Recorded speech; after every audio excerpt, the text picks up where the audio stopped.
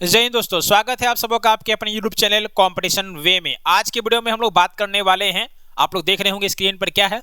आज आएगा बिहार शिक्षक भर्ती का रिजल्ट। जी हाँ दोस्तों, बीपीएससी टीआरई 2.0 का आज रिजल्ट आने वाला है।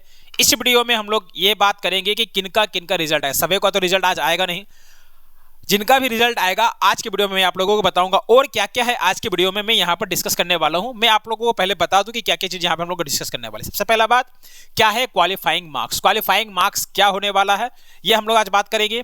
उसके बाद बात करेंगे कि what is the rules for reservation, मतलब आरक्षण के लिए क्या है नियम, इसकी बात करेंगे। मतलब पूरा नियम के बारे में हम लोग नहीं पढ़ने वाले। यहाँ पर कुछ इंपॉर्टेंट बात जो हम लोगों के मतलब जो विद्यार्थियों के लिए जरूरी है वो मैं यहाँ पर आज बताऊंगा। और इसके बाद किनका किनका आएगा आज रिजल्ट ये मैं आप लोगों को इस वीडियो के अंत में बताऊंगा। तो जिन लोगों का भी आज रिजल्ट आएगा उनको तो ये वीडियो देखना ही देखना है। साथ ही साथ जो लोग का रिजल्ट आने वाले समय में यानी कि कल के बाद आएगा उन लोगों को भी ये वीडियो देखना होगा, क्योंकि बहुत सी जानकारी मैं यहाँ पर लेकर के आया हूँ। ठीक है, तो सबसे पहले हम लोग क्या जानते हैं, क्वालिफाइंग मार्क्स के बारे में जानते हैं। देख लीजिए, अब आप अगर अनरिजर्व मतलब अनरिजर्व जनरल कैटेगरी के विद्यार्थी हैं, ठीक है ना, तो आपको क्या करना है 120 मार्क्स में से 40% मार्क्स लाना है, जो कितने के बराबर होता है 48 मार्क्स।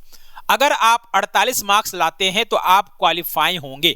आप क्या होंगे, क्वालिफाई होंगे। ठीक है ना। उसके बाद अगर हम लोग बात कर ले बीसी का, तो बीसी का जो क्वालिफाइंग मार्क्स है वो क्या है 36.5%। कितना में, तो 120 में। वो करीब आपका होता है यहाँ पर 43.80 को राउंडिंग ऑफ करके हम लोग क्या कहे हैं यहाँ पर 44 मार्क्स हो गया। ठीक है ना। उसके बाद बात किया जाए ईबीसी का, तो ईबीसी को चाहिए 34%। कितना में, आउट ऑफ 120 में, यानी कि मिनिमम उनको कितना लाना होगा 41 मार्क्स लाना होगा, तो वो क्वालिफाई करेंगे। मेरिट में नाम आएगा कि नहीं आएगा ये नहीं कहा जा सकता, बट 41 लाने पर आप क्वालिफाई कहलाएंगे। आगे बढ़ते हैं, तो यहाँ पर SC ST पीएच और इसके अलावा जितने भी हैं उन सबों का अगर बात किया जाए तो 32% है। तो किसका 32%, तो 120 का 32%। 120 का 32% होता है 38.40। तो मैं इसको यहाँ पर क्या लिख दिया हूँ 39 लिख दिया हूँ। तो अगर आप लोग अपना अपना कैटेगरी देख लीजिए, अगर यूआर में है आप तो आपको मिनिमम कितना लाना होगा 48 मार्क्स क्वालिफाई करने के लिए। अगर आप बीसी के हैं तो आपको कितना लाना होगा 44 लाना होगा क्वालिफाई करने के लिए। और अगर ईबीसी के हैं तो आपको 41 लाना होगा क्वालिफाई करने के लिए। और अंत में आता है SC ST और पीएच कैटेगरी का, तो आपको कितना लाना होगा 39 मार्क्स लाना होगा क्वालिफाई करने के लिए। ये तो हो गया क्वालिफाइंग मार्क्स। अब इसके अलावा डिपेंड करता है कि उम्मीदवारों का मार्क्स कितना आया है, सीट कितनी है, इसके आधार पर कट ऑफ मार्क्स अलग से जारी होता है। तो कट ऑफ तो आज पता चल ही जाएगा। जिनका जिनका आज रिजल्ट आने वाला है उनका कट ऑफ तो आज पता ही चल जाएगा, तो इसके बारे में डिस्कस करना बेकार होगा, तो उसको हम डिस्कस नहीं करते। ये क्वालिफाइंग मार्क्स है जो आपको पता होना चाहिए। ठीक है ना। आगे बढ़ते हैं। अब यहां पर आता है what is the rule for reservation, आरक्षण के लिए नियम। आरक्षण के लिए क्या है नियम, तो आरक्षण का कुछ छोटा सा नियम आपको यहां पर मैं बताने वाला हूं। सबसे पहले आरक्षण के नियम के हिसाब से, ठीक है ना, सबसे पहले अनरिजर्व्ड कैटेगरी के विद्यार्थी उम्मीदवारों का जो सीट रहता है, अनरिजर्व कैटेगरी में जो सीट होता है उसको पहले भरा जाता है। ठीक है ना। जैसे कि मान लीजिए अनरिजर्व को क्वालिफाई करने के लिए कितना मार्क्स चाहिए 48 मार्क्स चाहिए। ठीक है। अब 48 मार्क्स लाने वाले कम विद्यार्थी हैं, या बहुत जितना सीट है उससे कम विद्यार्थी ने 48 मार्क्स लाया है। इसका मतलब यह हुआ कि अनरिजर्व का जो सीट है वो क्या होगा, खाली रह जाएगा। ठीक है। अब उस खाली रहने के केस में क्या किया जाएगा, उसको अनरिजर्व वालों के साथ अनरिजर्व वालों के मार्क्स, अनरिजर्व के जो कैंडिडेट है उनसे भरा जाएगा। ठीक है ना। अब अनरिजर्व का अगर हम लोग बात कर ले तो सबसे पहले हम लोग बात करें किसका, बीसी का। तो बीसी का मैंने क्वालिफाइंग मार्क्स कितना बोला 44 बोला, तो ये लोग क्वालिफाई कर चुके हैं। ठीक है ना।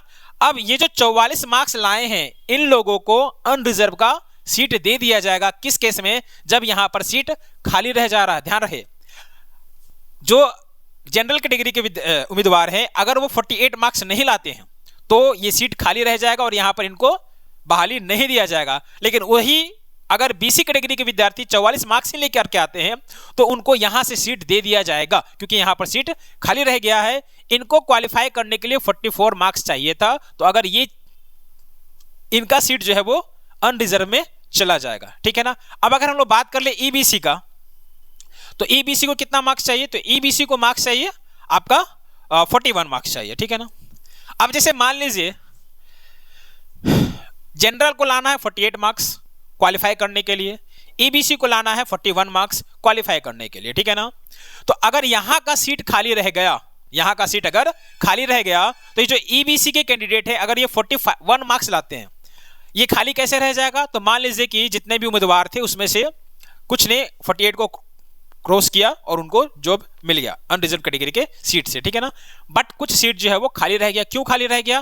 क्योंकि 48 मार्क्स लाने वाले विद्यार्थी कम थे, ठीक है, तो वो लोग क्वालिफाई नहीं हुए, उन लोगों को बाहर कर दिया गया। अब ये सीट खाली रह गया तो सबसे पहले इसको भरा जाएगा, उसके बाद रिजर्व कैटेगरी को भरा जाता है। अब मान लीजिए कि ईबीसी कैंडिडेट जो है ये लोग 41 मार्क्स ही ला रहे हैं, ठीक है, तो इनको यहां पर डाल दिया जाएगा क्योंकि ये लोग अपने कैटेगरी के हिसाब से क्वालिफाई हैं, ठीक है। तो ये कंफ्यूजन पिछला बार हुआ था, ठीक है ना। तो ये फिलहाल छोटा सा नियम मेरे को यहां पर समझाना था।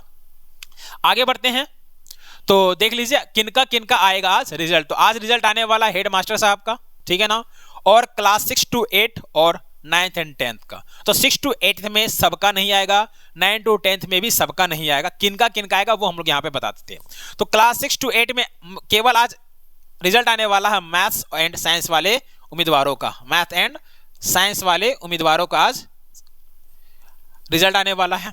और अगर हम लोग बात कर ले 9th and 10th का, तो संगीत, ठीक है, म्यूजिक एंड आर्ट्स, ठीक है ना, ठीक है, म्यूजिक एंड आर्ट्स, संगीत एवं कला के जो उम्मीदवार हैं उन लोगों का रिजल्ट आज शाम को जारी होने वाला है, ठीक है। तो इस वीडियो में फिलहाल इतना ही था। मिलते हैं अगले वीडियो में, आज शाम की वीडियो में, जिसमें कि मैं आप लोगों को बताऊंगा कि किनका किनका कट ऑफ जो है वो कितना गया है, ठीक है। तो मिलते हैं अगले वीडियो में, तब तक के लिए जय हिंद।